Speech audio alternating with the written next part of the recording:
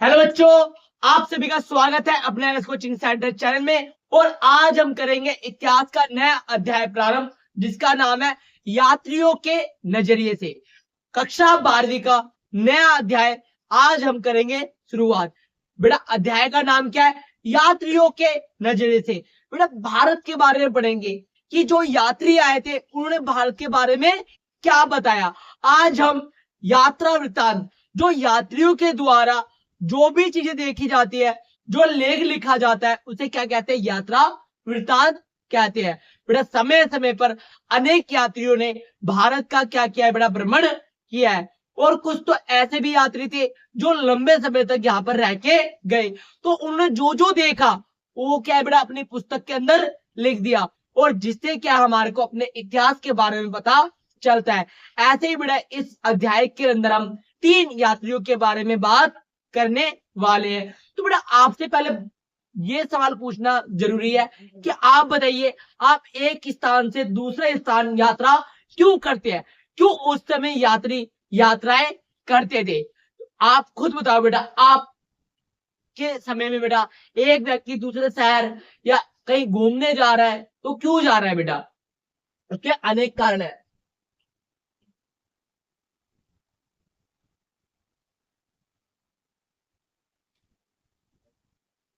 बेटा चैप्टर का नाम क्या है? यात्रियों के नजरिए से। लोग यात्राएं किन उद्देश्य से करते थे? बेटा उस समय भी और वर्तमान समय में भी यात्राएं जो की जाती थी, उसके क्या है बेटा? कुछ सामान्य लक्षण आज भी विद्यमान है। कार्य की तलाश में बेटा आज भी क्या है? जो मनुष्य है, जो व्यक्ति है, वो भी क्या है बेटा? अच्छे रोजगार की तलाश में एक स्थान से दूसरे स्थान क्या है बेटा? भ्रमण करता है। बचाव बेटा आपको पता है अभी हाल ही में बेटा उत्तराखंड के अंदर क्या है? बादल फटने के कारण क्या है बेटा? त्रासदी आ गई। तो बेटा जो वहां के रहने वाले लोग हैं, वो अपने बचाव के लिए उस शहर को छोड़ के किसी अन्य जगह पे क्या है जो सुरक्षित हो, जहां पे बाढ़ वगैरह ना आए, तो वहां पर बेटा उन्होंने क्या अपना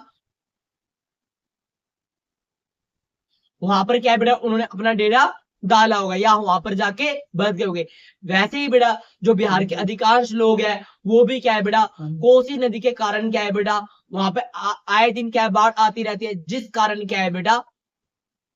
लोग जो है अपने शहर को छोड़ के अन्य शहरों में बसते हैं अपनी सुरक्षा के लिए। अपने बीवी बच्चों और धन माल को क्या है? सुरक्षित रखा जा सके, इसलिए बेटा वो एक स्थान से दूसरे स्थान जाते हैं। बेटा कभी कभार व्यापार के लिए। जो व्यापारी है बेटा, वो सिर्फ बेटा अपने शहर तक व्यापार थोड़ी करता है। व्यापारी का काम ही क्या है? व्यापार करना। व्यवसाय और व्यापार तभी होता है जब घर से बाहर निकला जाए। तो बेटा व्यापारी उस समय के तो जो थे, वो क्या थे बेटा? अपने देश को छोड़ के अन्य देशों में भी क्या है बेटा? भ्रमण करते थे, ताकि जो अच्छी कीमत है वो हमारे को मिल सके। साहस की भावना, कुछ बहुत सारे लोग थे जो साहस के से क्या थे बेटा? प्रेरित थे। बेटा आज के समय में बहुत सारे ऐसे लोग हैं जो क्या बेटा साहस के लिए क्या करते हैं बेटा? यात्राएं कहते हैं, जैसे माउंट एवरेस्ट की चोटी पे चढ़ना, हिमालयों की चोटी पे चढ़ना। तो बेटा ये कौन सी यात्रा है बेटा? साहस की यात्रा है। कौन सी यात्रा है? साहस की यात्रा है। तो वैसे ही बेटा उस समय भी क्या है? जो व्यापारी होते थे, जो लोग होते थे, वो क्या है बेटा? समुद्री यात्राएं करते थे। प्राचीन दौर में बेटा जो प्राचीन समय था, उस समय यात्राएं करने की क्या क्या समस्या आती थी? बेटा अधिक समय, बेटा आपको पता है बेटा उस समय एडवांस टेक्नोलॉजी थी नहीं। उस समय बेटा यात्राएं ज्यादातर पैदल की जाती थी, या शिप के द्वारा, या जानवरों के ऊपर बैठ के की जाती थी। तो बेटा उस समय क्या है? काफी समस्याओं का सामना करना पड़ता था, क्योंकि बेटा कोई भी ऐसा यंत्र नहीं था जिससे क्या है बेटा? दिशा का पता लगाया जा सके कि भैया इतनी डिस्टेंस पे ये जगह आ जाएगी। बस एक अंदाजा रहता था कि ये समुद्र पार करने के बाद क्या है? वो देश आ जाएगा या वो शहर आ जाएगा। तो बेटा उस समय यात्राएं करना कोई आसान बात नहीं थी।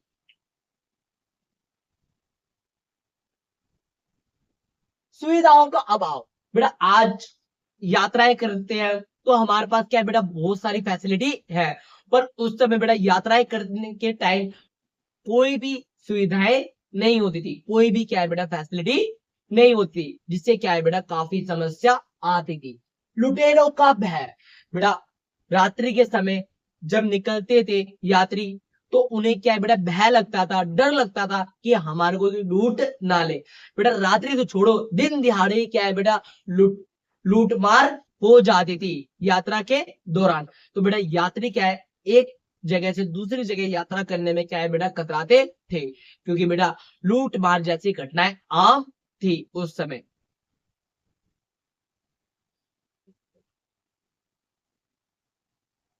रास्ता भटकने का भय, बेटा प्राचीन समय में लोगों को मार्ग के बारे में पर्याप्त जानकारी नहीं थी, जिससे लोगों में रास्ता भटकने का भय रहता था। बेटा जैसे बेटा आज हमारा कहीं भी जाना होता है, लोकेशन डाल लीजिए, नेविगेशन ऑन हो जाता है, वो बताता है जी लेफ्ट हो जाइए, राइट हो जाइए, तो हम क्या है बेटा अपने गंतव्य स्थान पे पहुंच जाते हैं। किंतु उस समय यात्रियों के पास ऐसी कोई भी टेक्नोलॉजी नहीं थी जिससे क्या है वो ठीक तरीके से अपने गंतव्य स्थान पर पहुंच सके। तो बेटा काफी यात्री क्या है, अपनी यात्रा के दौरान क्या है बेटा, अपने गंतव्य स्थान से भटक जाते थे। जैसे बेटा एक यात्री थे, भारत की खोज करने निकले थे, किंतु उन्होंने किसी खोज कर ली थी बेटा, अमेरिका की।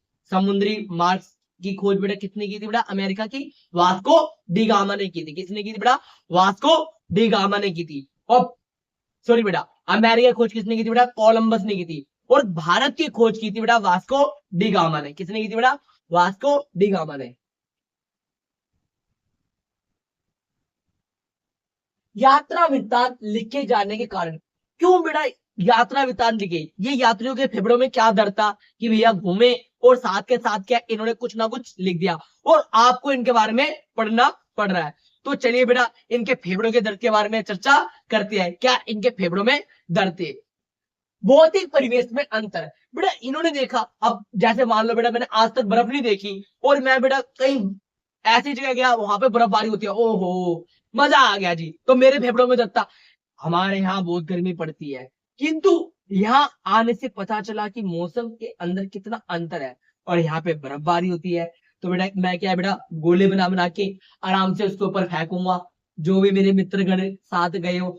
तो बेटा जो जो मैंने वहां पर देखा, जो बेटा मेरे परिवेश में नहीं था, मेरे क्षेत्र में नहीं था, अगर मैं कुछ अलग चीज देखूंगा तो उसका क्या करूंगा बेटा, गुणगान करूंगा, और उसको क्या करूंगा बेटा, नोट करूंगा, क्योंकि मेरी जिंदगी की क्या है बेटा, अच्छे पल है। और कभी कभार बेटा कोई यात्रा अच्छे पल भी होते हैं, तो कोई दुर्गामी पल भी होते हैं, मतलब कई ऐसी यात्राएं होती है जिसको आप जिंदगी भर नहीं भूल सकते। बेटा अच्छी यात्राएं नहीं होती, कभी कभार बेटा उस यात्रा के दौरान क्या कुछ ऐसी घटना घटित हो जाती है जिसे आप कभी भूल नहीं सकते। उसी प्रकार इनके फेफड़ों में दर्द था बेटा, इन्होंने क्या है वो सारी बातें लिखते चले गए, जो जो इनको दिखा वो सारी बातें लिखते गए, और अब हमारे को पढ़ना पड़ रहा है। और आप सौभाग्यशाली हो कि आपको अपने इतिहास के बारे में पता चल रहा है।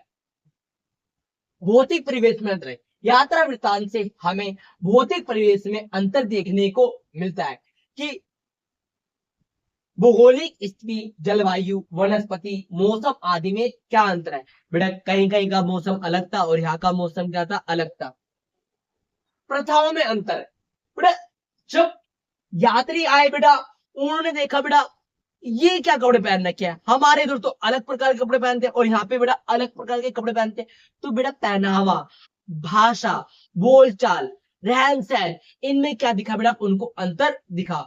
और बेटा जब आपको रहन सहन, बोलचाल, सब चीजों में अंतर दिखेगा, तो क्या बेटा आप उस चीज को अपने तक सीमित रखोगे, आप जाके अपने मित्रगण को भी गाओगे, भाई तेरे को पता है मैंने ऐसा बंदा देखा, कबूतर को भी कपड़े पहना रहा था। तो आप सोचो बेटा आपने ऐसी चीज देखी, तो आप लिखोगे नहीं लिखोगे। तो बेटा उन्होंने भारत के अंदर ऐसी प्रथाएं देखी, जो प्रथाएं अपने देश के अंदर उन्होंने देखी नहीं थी। कुछ प्रथाएं अच्छी भी थी और कुछ प्रथाएं ऐसी थी जिनका वो देखकर उनका कलेजा फटा का फटा रह गया कि ये कैसी प्रथा है कि एक व्यक्ति को जबरदस्ती जलाया जा रहा है, कि उसका पति मर गया है तो उसको जबरदस्ती जलाया जा रहा है। तो आप सभी कमेंट सेक्शन में बताएं इस प्रथा को क्या कहते थे। प्रथाओं में अंतर, यात्रा वृत्तांत से हमें उस स्थान की संस्कृति, वहां की प्रथा, वेशभूषा आदि की चीजों के बारे में अंतर मिलता है।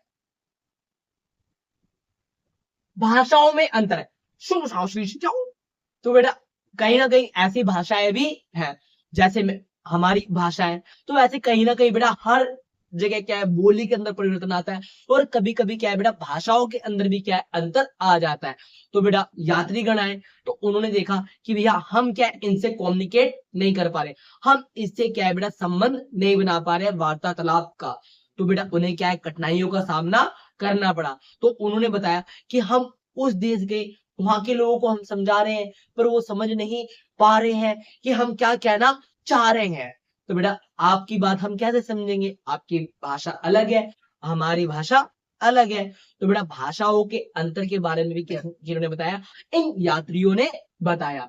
व्यवहार में अंतर, ठीक है बेटा, व्यवहार में अंतर है, यात्रा वृत्तांत से अलग अलग स्थान के व्यवहार में अंतर में पता चलता है।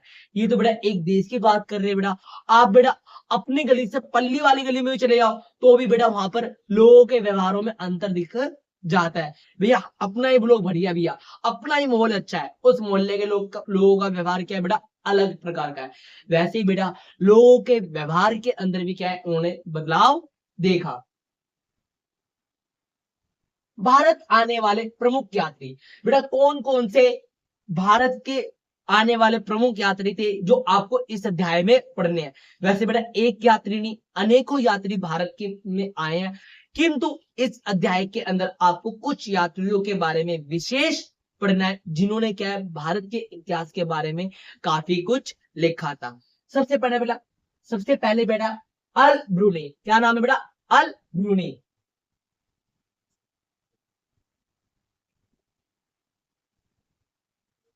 इबन बतूता, फ्रांसवा बर्नियर।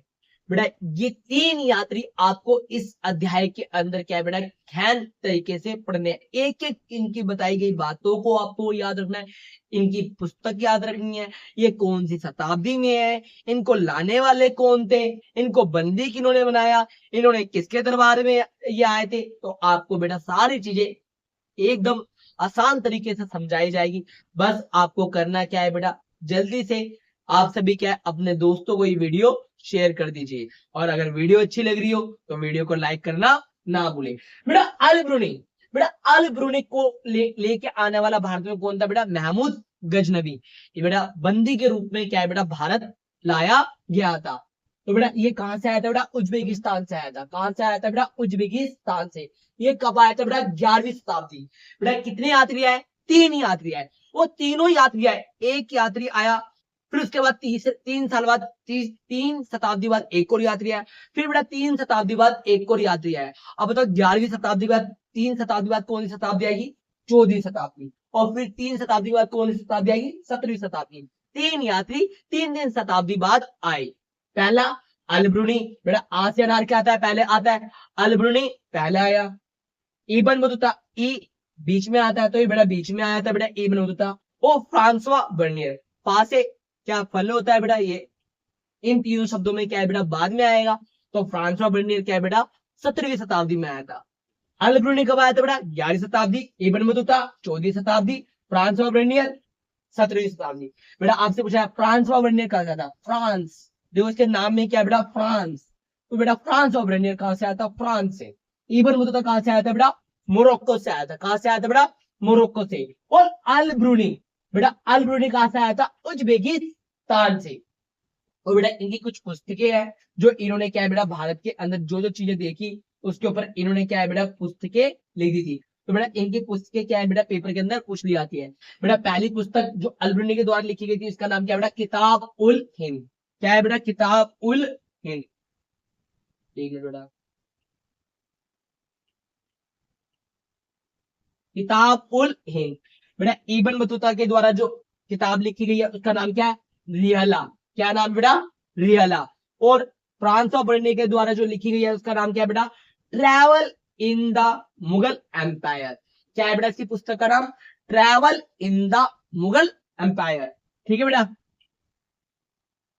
अगर आपको किसी प्रकार की समस्या है, किसी प्रकार की कोई क्वेश्चन समझ में नहीं आ रहा है, तो आप कमेंट सेक्शन में आप पूछ सकते हैं।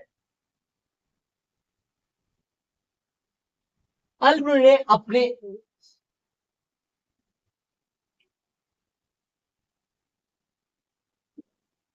सबसे पहले बेटे पढ़ेंगे अल्ब्रुनी के बारे में। अल ब्रूनी, बेटा अल ब्रूनी का जन्म स्थान क्या है बेटा? उज्बेकिस्तान में ख्वारिजम नाम की जगह में हुआ था। इसका बेटा जन्म कब हुआ था? सन 973 में इसका क्या हुआ था बेटा? जन्म हुआ था। शिक्षा, बेटा जहां पे इसका क्या है बेटा जन्म हुआ था वहीं से क्या है बेटा इसने शिक्षा प्राप्त की थी।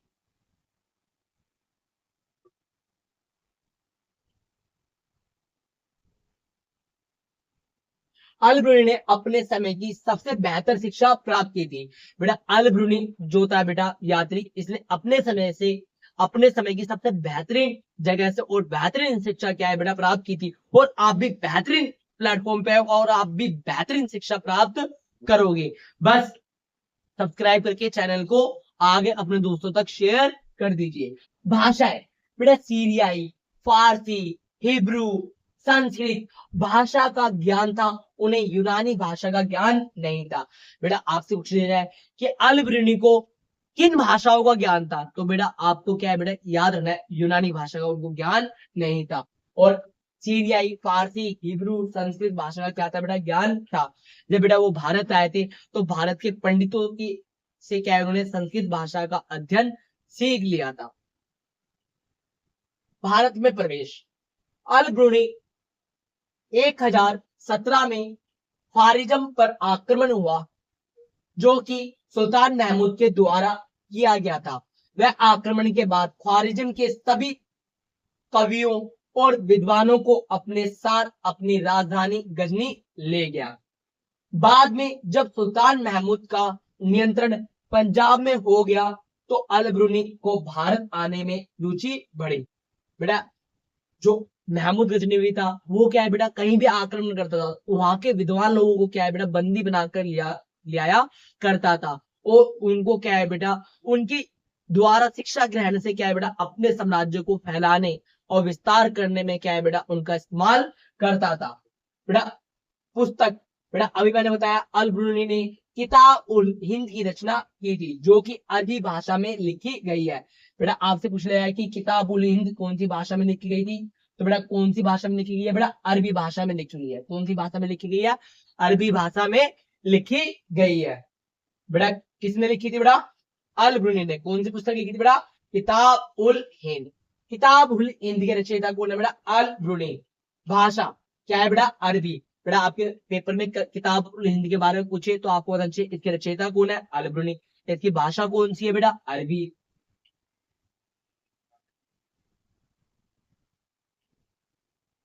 अध्याय, ये किताब 80 अध्यायों में विभाजित है। बेटा इसके अंदर कितने अध्याय है बेटा? 80 अध्याय है। कितने अध्याय है बेटा? 80 अध्याय है। विषय, बेटा इस किताब के अंदर किस चीज के बारे में बताया गया है? इस किताब में धर्म, दर्शन, त्योहार, खगोल विज्ञान, रीति रिवाज, प्रथाओं, भारतूल, मूर्तिकला, कानून आदि के बारे में लिखा गया है। ठीक है बेटा। तो बेटा किताब उल हिंद के अंदर क्या है बेटा? त्योहार के बारे में, दर्शन के बारे में, संस्कृति के बारे में, भारतूल के बारे में लिखा गया है। विशेष शैली, एक किताब में विशेष शैली का इस्तेमाल किया गया था जिसमें शुरू में एक प्रश्न पूछा जाता है फिर उसका वर्णन किया जाता है। बेटा इसके अंदर क्या है बेटा किसी का सवाल पूछा जाता है और फिर उस सवाल का क्या है बेटा जवाब दिया जाता है। मतलब क्या है बेटा पुस्तक इतनी सरल भाषा में है ताकि सभी को क्या है बेटा सवाल का जवाब मिल सके। अल ब्रूनी की जातीय व्यवस्था वितरण, अल ब्रूनी ने यह बताया कि जातीय व्यवस्था केवल भारत में नहीं बल्कि फारस में नहीं और अन्य देशों में भी है।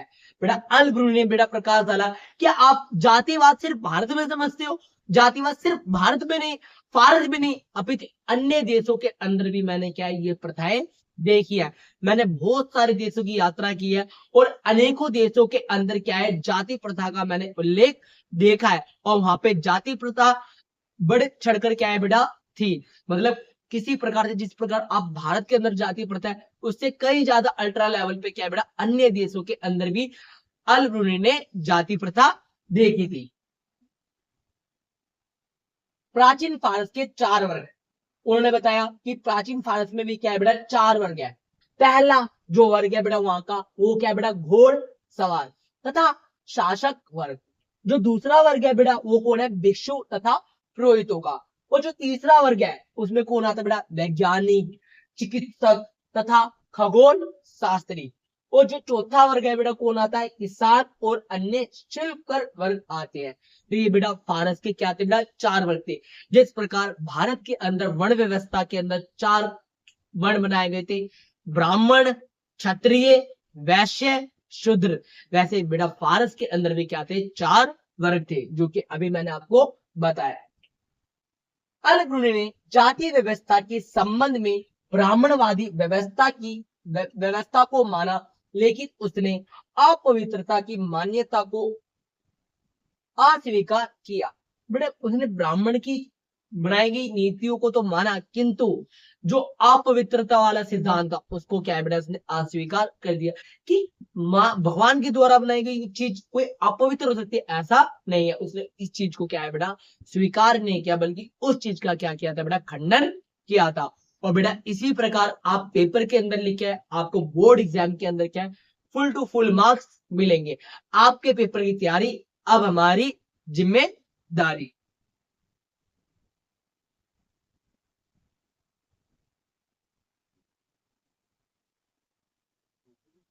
अब बेटा अगले यात्री के बारे में पढ़ लेते हैं। अगला यात्री कौन है बेटा, इब्न बतूता। क्या नाम है बेटा, इब्न बतूता। बेटा आप सभी बताओ, इब्न बतूता कहां से आया था बेटा, शाबाश, इब्न बतूता कहां से आया था बेटा, मोरक्को से आया था। कहां से आया था बेटा, मोरक्को से। और बेटा कौन सी शताब्दी में आया था बेटा, जो पहला यात्री है वो कौन सी शताब्दी में आया था, 11वीं शताब्दी में। बेटा हमारे कितने यात्रियों के बारे में पढ़ना है, 3 यात्रियों के बारे में। तो तीनों यात्री बेटा कितने कितने गैप में आया, 3-3 शताब्दी। पहला यात्री 11वीं शताब्दी, तो दूसरा यात्री कौन शताब्दी में आएगा बेटा, 14वीं शताब्दी में। तो बेटा इब्न बतूता कौन सी शताब्दी में आया था बेटा, 14वीं शताब्दी में आया था। जन्म, इब्न बतूता का जन्म 1304 में दक्षिण अफ्रीका के मोरक्को में हुआ था। इब्न बतूता के परिवार के सभी सदस्य अत्यधिक शिक्षित एवं सम्मानित थे। इसी परंपरा के अनुसार इब्न बतूता ने भी कम उम्र में ही साहित्यिक एवं शास्त्रीय शिक्षा हासिल की थी। बेटा जो इब्न बतूता का जितना भी परिवार के लोग थे वो क्या थे बेटा, शिक्षित और एक सभ्य परिवार से क्या थे बेटा, नाता रखते थे। और जिस प्रकार वो शिक्षित और कला के अंदर उन्हार थे, उसी चीज को उन्होंने भी आगे अनुसरण किया। और इब्न बतूता भी क्या थे बेटा, वो विद्वान थे अपने अन्य परिवार के सदस्यों के जैसे। हठीला और जिद्दी यात्री, बेटा इब्न बतूता क्या था बेटा, एक हठीला और एक जिद्दी यात्री था। इन्हें यात्राओं का बहुत शौक था। बेटा जो इब्न बतूता था वो क्या था बेटा, बहुत जिद्दी और हठीला था। कोई इन्हें कहते भैया वहां पे जाना आसान नहीं है, तो बता मैं जाऊंगा, मैं जाके रहूंगा। जो उन्होंने एक बार संकल्प ले लिया तो उसको पूरा करने की कोशिश करते थे।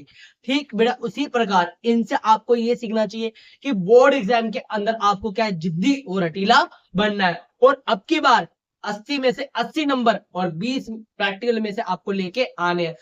तो बेटा आपको भी इनकी तरह जिद्दी और हठीला बनना है। जैसे इन्होंने अपनी यात्राओं को सफल किया, वैसे आप भी अपने लक्ष्य को सफल कर पाओगे, अपने लक्ष्य को भेद पाओगे। और आज ही अपना लक्ष्य निर्धारित कर लीजिए और उसके कार्य में लग जाइए। देश की यात्राएं, अपने शौक व रुचि के कारण इब्न बतूता ने अनेक देशों की यात्राएं की, जैसे Iraq, Mecca, Syria, Yemen, Oman, Pakistan, Bharat आदि।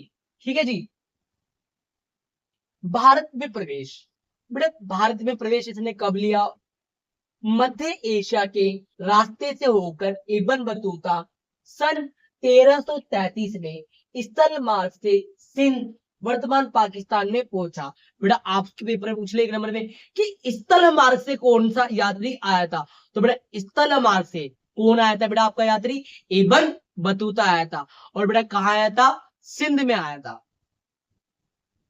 उसने दिल्ली के सुल्तान मोहम्मद बिन तुगलक के ओर बारे में सुना था, वह उनसे मिलना चाहता था। बेटा मोहम्मद बिन तुगलक, बेटा दिल्ली सल्तनत के अंदर 5 डायनेस्टी रही है, 5 वंश रहे हैं। और पांचों वंशों का क्रम इस प्रकार है। सबसे पहले कौन सा वंश था बेटा? गुलाम वंश। गुलाम वंश के बाद कौन सा वंश था? खिलजी वंश। खिलजी वंश के बाद कौन सा था बेटा? तुगलक वंश। और तुगलक वंश के बाद कौन सा वंश था बेटा? सैयद वंश। और सैयद वंश के बाद कौन था? लोधी वंश। बेटा ये जिस समय काल में आया था उस समय दिल्ली के अंदर कौन सा वंश था बेटा? तुगलक वंश था। और तुगलक वंश के जब वंश चल रहा था उस समय बेटा राजा कौन था बेटा? मोहम्मद बिन तुगलक। बेटा मोहम्मद बिन तुगलक का क्या था बेटा? दिल्ली पे शासक था। बेटा इसे पढ़ा लिखा अनपढ़ शासक कहा जाता था। बेटा इसे क्यों पढ़ा लिखा अनपढ़ शासक कहा जाता था? मतलब विद्वान था किंतु मूर्ख कहा गया। तो बड़े इतने बड़े विद्वान को मूर्ख क्यों कहा गया? उसकी कौन कौन सी गलतियां थी जिस कारण पढ़ा लिखा होने के बावजूद भी अनपढ़ की संज्ञा दी गई थी? मोहम्मद बिन तुगलक से मिलने के लिए दिल्ली की ओर चल पड़ा। मोहम्मद बिन तुगलक ने उसका हुनर देखकर दिल्ली का न्यायाधीश नियुक्त किया। बेटा जो इब्न बतूता था वो बेटा ज्ञानवान था, और जो मोहम्मद बिन तुगलक था वो उसके ज्ञान से क्या हो गया बेटा? प्रभावित हो गया। और प्रभावित होने के बाद क्या उन्हें काजी नियुक्त कर दिया गया। ये न्यायाधीश के पद पर कई सालों तक बने रहे, परंतु कुछ समय बाद इब्न बतूता ने सुल्तान का विशेष विश्वास खो दिया और जेल में डाल दिया गया। बेटा मोहम्मद बिन तुगलक का क्या है? इन्होंने विश्वास एक समय बाद खो दिया था, और जिस कारण क्या है बेटा? इनको क्या है? जेल के अंदर डाल दिया गया था। किन्हें बेटा? Ibn Battuta.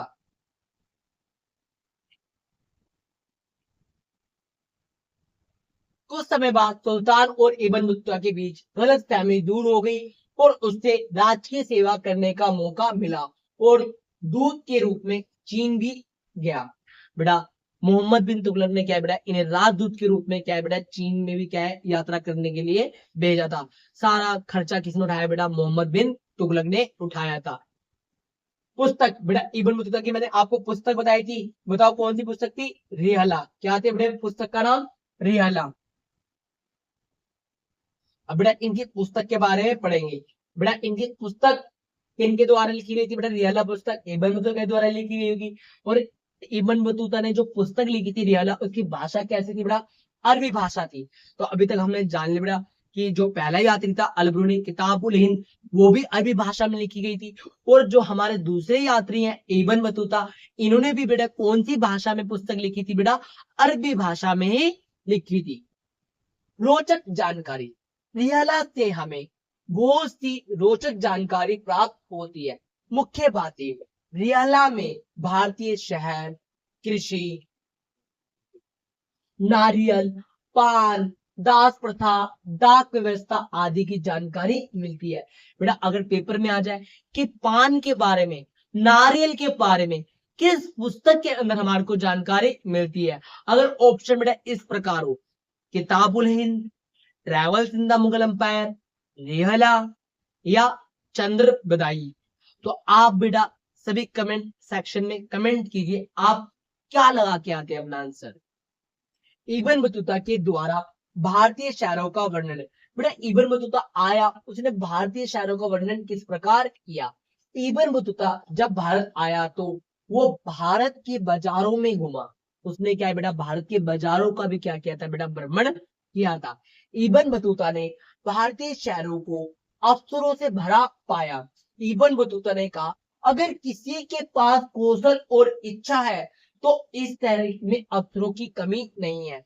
क्या कहा बेटा? बाजारों के अंदर गया तो उसने देखा भैया चूक हो गई जी, इतनी बड़ी चीज खो रहा हूं मैं। तो बेटा अगर आपके पास कौशल है और अगर आपके पास साहस है तो आप क्या अवसर का फायदा उठा सकते हो।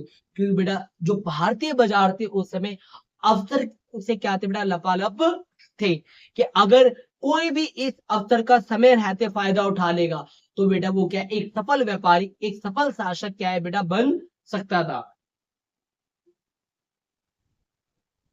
सड़कें बहुत ही चमक धमक वाली थी, बाजार बहुत ही रंग बिरंगे एवं सुंदर थे। जो बेटा इब्न बतूता आया तो उसने बेटा भारत की सड़कों का वर्णन किया। सड़कें बड़ी चमक धमक चौड़ी हैं, और जो बाजार है वो भी क्या है बेटा रंग बिरंगे, मतलब हर प्रकार की क्या है बेटा सामग्री उपलब्ध है।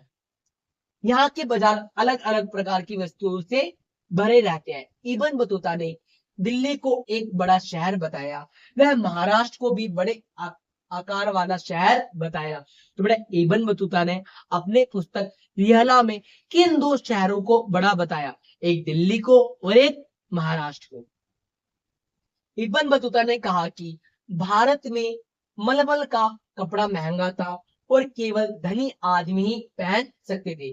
जो बेटा मलमल का कपड़ा था वो क्या है बेटा बहुत अच्छा कपड़ा होता था, और जिसे क्या है बेटा अमीर लोग ही पहन सकते थे। इब्न बतूता द्वारा संचार प्रणाली की व्यवस्था। संचार प्रणाली क्या होती है बेटा, जब आप एक व्यक्ति से दूसरे व्यक्ति से या एक शहर से दूसरे व्यक्ति शहर से क्या संपर्क बनाते हो उसे क्या कहते हैं, संचार प्रणाली कहते हैं। भारत में दो प्रकार की डाक व्यवस्था थी। अश्व डाक व्यवस्था, बेटा अश्व को क्या कहते हैं, घोड़ा कहते हैं, मतलब कुछ संदेश क्या है बेटा घोड़े के द्वारा क्या है बेटा भेजे जाते थे। अश्व डाक व्यवस्था को उलुक भी कहा जाता था। बेटा अगर पेपर में आ जाए उलुक प्रणाली बताओ, तो उलुक प्रणाली क्या है बेटा डाक व्यवस्था है।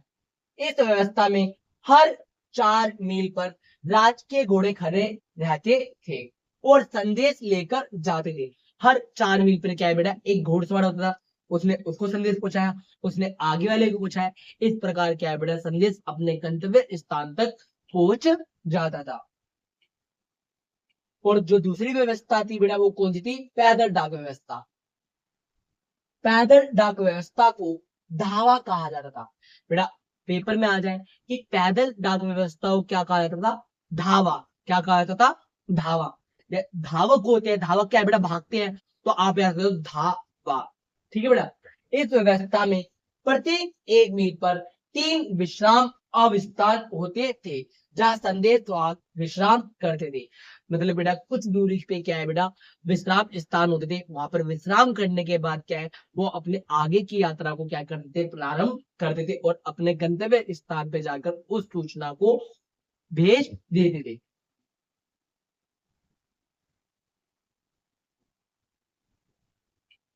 इस व्यवस्था में संदेशवाहक के हाथ में छड़ लेकर दौड़ता था और उसकी छड़ में घंटियां बंदी होती थी। हर मील पर एक संदेशवाहक छड़ लेने के लिए तैयार रहता था।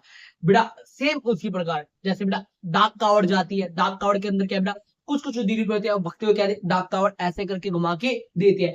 ठीक बेटा उसी प्रकार क्या है बेटा यहाँ पर क्या है धावक भागता था और कुछ दूरी पे क्या है बेटा इनका एक यात्री खड़ा होता था, कोई उसको पकड़ाया फिर वो आगे बढ़ा था और फिर वो जो संदेश है वो अपने लक्ष्य तक पहुंच जाता था। इब्न बतूता द्वारा दासों का वर्णन है। बेटा इब्न बतूता ने क्या है बेटा दास प्रथा का वर्णन किया था। इब्न बतूता बताता है दास बाजारों में सामान्य वस्तुओं की तरह खरीदे और बेचे जाते थे। ये मोटी चमड़ी का है तो ये इतने का है, ये गोरा है ये इतने का, भैया जी कम कर लो जी। मतलब खुले आम जैसे आपकी मम्मियां बाजार में जाकर भैया बहुत सड़े हुए हैं, इसके भी इतने पैसे लोगे, कम कर लो। मतलब ऐसे इंसानों को खरीदा और बेचा जाता था। तो इसने क्या है बेटा इब्न बतूता ने भारत के अंदर दास प्रथा के बारे में क्या है बेटा वर्णन किया था।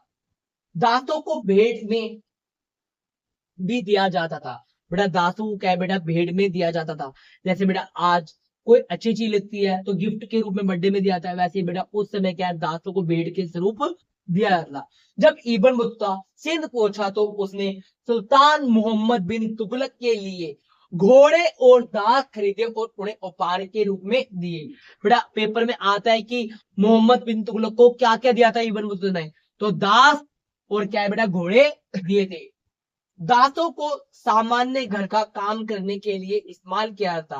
बेटा जिस प्रकार क्या है बेटा आज के टाइम पे बेटा लोग अपने पर्सनल कामों के लिए लोगों को रखते हैं, पर बेटा वो काम करने के बाद अपने घर चले जाते हैं, किंतु उस समय क्या है बेटा पर्सनल दास खरीद लेते थे लोग।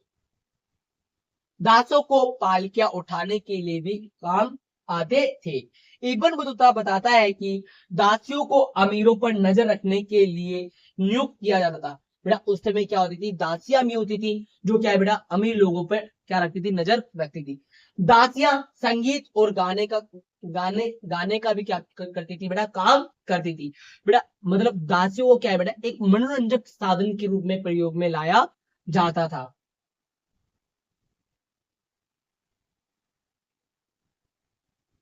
बेटा अपने अगले यात्री आ गए हैं जिनका नाम क्या है बेटा, फ्रांसवा बर्नियर। बेटा फ्रांसवा बर्नियर कौन से देश से आए थे? जी हाँ, इनके नाम में ही इनके देश का नाम छुपा हुआ है। फ्रांसवा बर्नियर कहां से आए थे बेटा, फ्रांस से, बिल्कुल सही। और कौन सी शताब्दी में आए थे बेटा, 17वीं शताब्दी में। जन्म, फ्रांसवा बर्नियर का जन्म 1620 ईस्वी में फ्रांस में हुआ। फ्रांसवा बर्नियर एक चिकित्सक, राजनीतिक, दार्शनिक तथा इतिहासकार थे। मतलब कहा जाए तो बेटा एक वन पर्सन के पास क्या थी बेटा, बहुत सारी स्किल थी। वह मुगल दरबार में अफसरों की तलाश में आया था बेटा, वो अपने हुनर के द्वारा क्या है बेटा, मुगल काल के समय में आया था।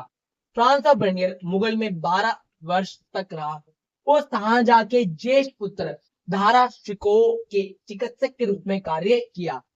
ठीक है बेटा, तो इन्होंने बेटा चिकित्सक के रूप में किसी बेटे के लिए कार्य किया था बेटा, शाहजहां के बेटे के लिए। और शाहजहां के बेटे का नाम क्या था बेटा, दारा शिको। इन्होंने बेटा पुस्तक भी लिखी थी जिस पुस्तक का नाम क्या था, travel in the Mughal Empire. Travel in the Mughal Empire के अंदर इन्होंने क्या क्या भारत के बारे में बताया, उन सभी चीजों के बारे में क्या करेंगे बेटा, चर्चा करेंगे।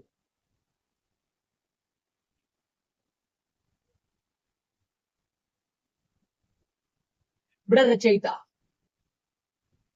बेटा पुस्तक की रचना किसने की थी? अभी हमने किससे यात्री किया बेटा, फ्रांस ऑफ बर्नियर।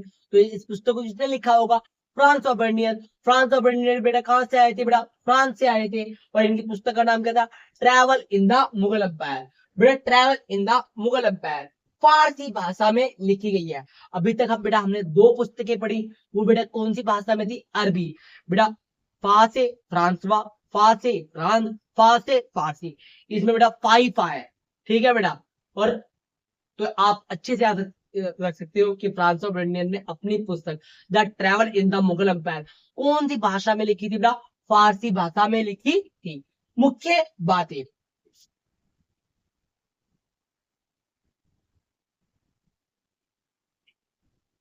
मुख्य बातें, इस रचना को फ्रांसिस ब्रेंडियन ने भारतीय व्यवस्था की तुलना पश्चिमी देशों से की, पश्चिमी देशों को श्रेष्ठ बताया। बेटा इसने क्या किया बेटा, भारत और पश्चिमी देशों की तुलना की, और जिसमें क्या है बेटा, इसने पश्चिमी देशों को भारत की तुलना में क्या है, ज्यादा श्रेष्ठ बताया। मतलब भारत को क्या है बेटा, कम आका इसने।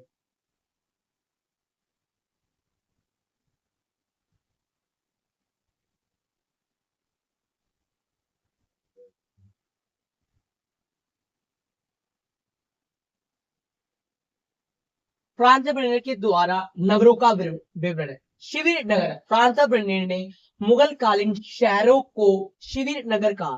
बेटा मुगल काल के समय जो शहर थे उसको इसने क्या कहा बेटा, शिविर कहा। नगरों का अस्तित्व, ब्रेनियर का कहना कहना है कि जहां राजकीय दरबार होगा वहां नगर अस्तित्व में आते थे। मतलब बेटा जहां जहां राजकीय दरबार है वहां पर वहां क्या है बेटा, नगर बन जाते थे। परंतु भारतीय शहरों व नगरों के बारे में फ्रांस ऑफ बर्लिन का दिया गया विवरण सही नहीं था, क्योंकि उस समय सभी प्रकार के नगर अस्तित्व में थे। बेटा जो इन्होंने नगर के बारे में बताया वैसे नगर बेटा पहले भी थे, और जिस नगरों के बारे में बात करिए बेटा वो हर क्षेत्र में पाए जाते थे। जैसे भारत में उत्पादन केंद्र, व्यापारिक केंद्र, बंदरगाह नगर, धार्मिक केंद्र आदि स्थायी रूप से उपस्थित थे। फ्रांस ऑफ ब्रेनियर का भू स्वामित्व का वर्णन। बेटा निजी भू स्वामित्व का अभाव। बेटा फ्रांस ऑफ ब्रेनियर ने भू स्वामित्व के बारे में भी अपनी पुस्तक में लिखा था। ब्रेनियर ने भारत में भू स्वामित्व के बारे में बताया कि यहाँ लोगों व किसानों के पास अपनी स्वयं की भूमि नहीं है। मतलब बेटा इनके पास अपनी खुद की भूमि नहीं है, ये क्या है बेटा, किसी और की भूमि पे क्या करते हैं बेटा, कार्य करते हैं। राजकीय भूस्वामित्व, बर्नियर ने बताया भूमि का स्वामी राजा होता था और किसान उन पर काम करते थे। बेटा जो भूमि का मालिक कौन है, राजा, और किसान क्या है बेटा, उनके लिए कार्य कर रहे थे। हानिकारक, बर्नियर ने कहा कि भूमि पर राजकीय स्वामित्व को राज्य और किसानों दोनों के लिए हानिकारक है। अमीर और गरीब, बर्नियर का मानना है कि मुगल साम्राज्य में सारी भूमि का स्वामी राजा सारी भूमि का स्वामी होता था। ये भूमि को अपने सगे संबंधियों तथा अमीरों में बांट देता था, जिससे किसान भूमि से वंचित और गरीब रह जाते थे। बेटा जो राजा होता था वो क्या करता बेटा, अपनी भूमि को अपने सगे संबंधियों को उपहार के रूप में बांट देता था, जिससे बेटा गरीब और गरीब हो जाता था।